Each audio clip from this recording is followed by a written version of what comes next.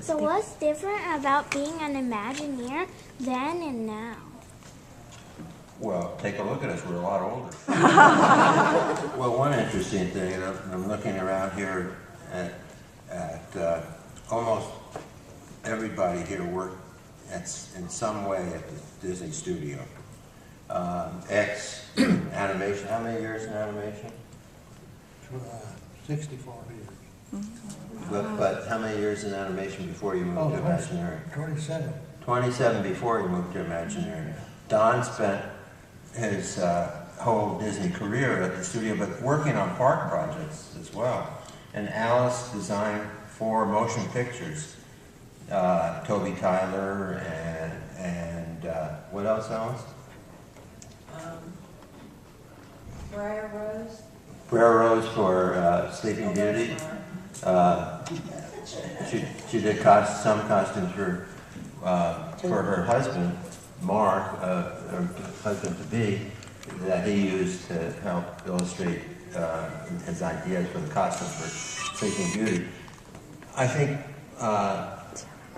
that's an experience that most Imagineers at that time, the original Imagineers, had, was coming out of some experience with the Disney studio.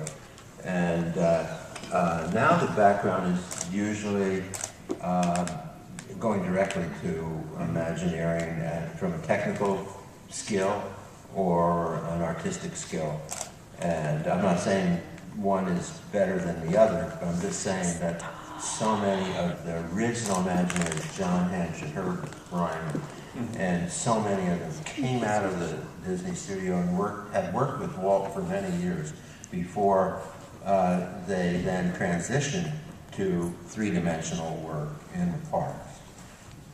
So I think that part of it is different. I'm not saying one is better than the other, but certainly the original Imagineers had a very broad spectrum of backgrounds in working on Disney projects. And what inspired you to make this World of Color? Okay, you have to answer that. I have to answer this one. What inspired us to do it? It's just looking at different mediums. We've done a lot of work with fireworks, and I always am called the guy who does the shows without people.